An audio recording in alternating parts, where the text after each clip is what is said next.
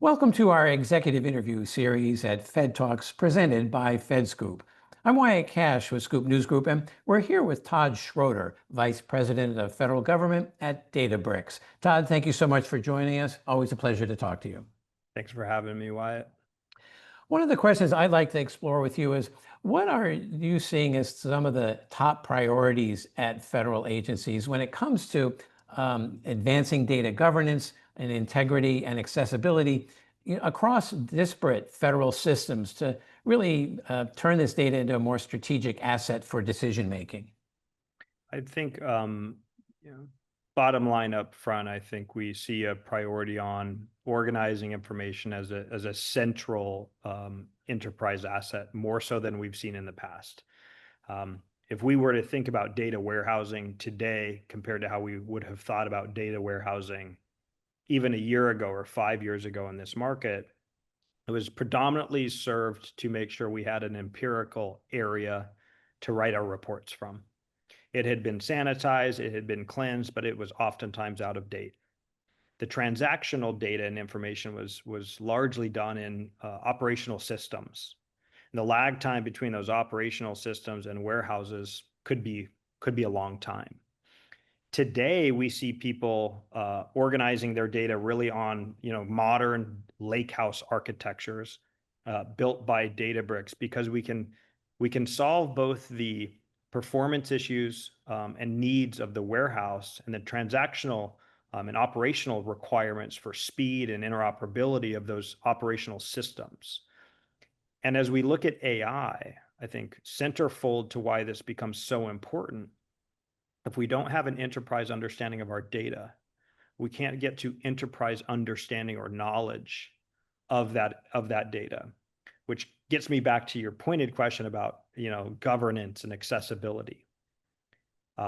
Again, the central theme of organizing that data in a lakehouse architecture, starting with, like we did a decade ago, mobile first principles. We're starting with lakehouse first principles. Why?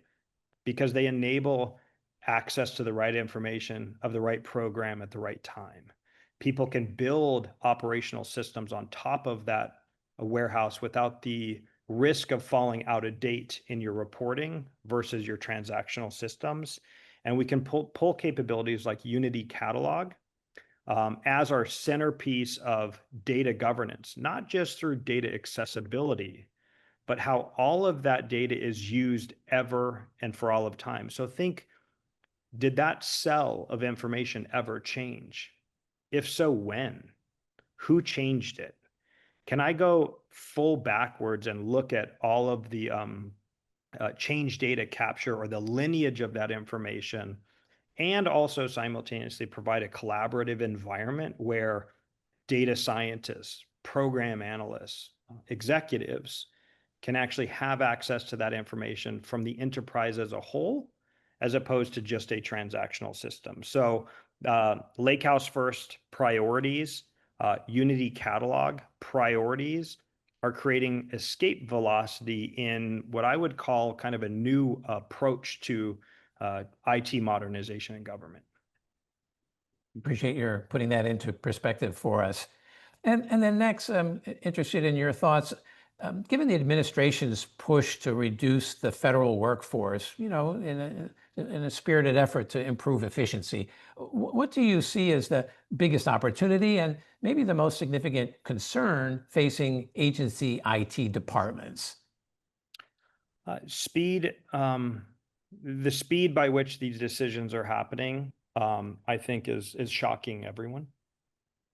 I think that the opportunity that exists is to overcome internal, challenges, internal bottlenecks and processes. We work in a regulated industry.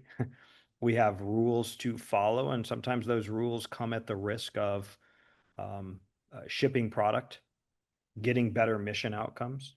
And so I think that presents the opportunity for the market, is to cut through the noise, to move fast, to perhaps try those innovative technologies that you just couldn't get to previously because we were already on a path using something that perhaps by the time it got to production might be out of date. So we see a lot of real-time decision-making, tacking direction if you will.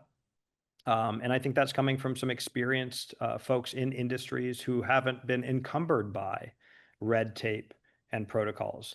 And those are forcing functions that are creating a little bit of friction, albeit, but they're also creating incredible breakthrough transformational results as well. And so I think that the second opportunity is sharing lessons learned. I see a different level of collaboration happening cross agencies. We see an incredible utilization of features like Delta sharing on Databricks Lakehouse, which means my mission and the way I deliver my mission is reliant upon or contingent upon information from other agencies and other departments. So not just the policy of sharing information, the technology of making that information and the sharing of that information happen real time so that missions can happen where they need to happen without copying data, increasing costs, infrastructure costs going up, those types of things. And so those would probably be the two biggest opportunities I see. Readying for, I mean, we're dealing with this at an inflection point in the technology industry as well. So we have new decision makers and new expectations in the administration. But we are also at a kind of a catalyst moment to set the course for how the federal government is going to lead in AI. And so that's creating, I think, a real opportunity to really think about the technical stack. Do we have from the ground up something that is going to present more and more efficiency and therefore better mission impacts over time? Or are we continuing to solve problems the way we've always solved problems, and is that sustainable? Those very approaches are being questioned, and from my observation, those that are making very hard and fast architectural decisions that are pointed to a 10-year strategy where you have a new stack of technology that will enable your organization to be successful with AI are actually not only getting through those wickets faster with the approvals necessary, they're making progress and making impacts faster in the programs of those organizations as well. So I'm very optimistic about sort of where the challenge is being met with that opportunity and how leaders are navigating their workforces through this.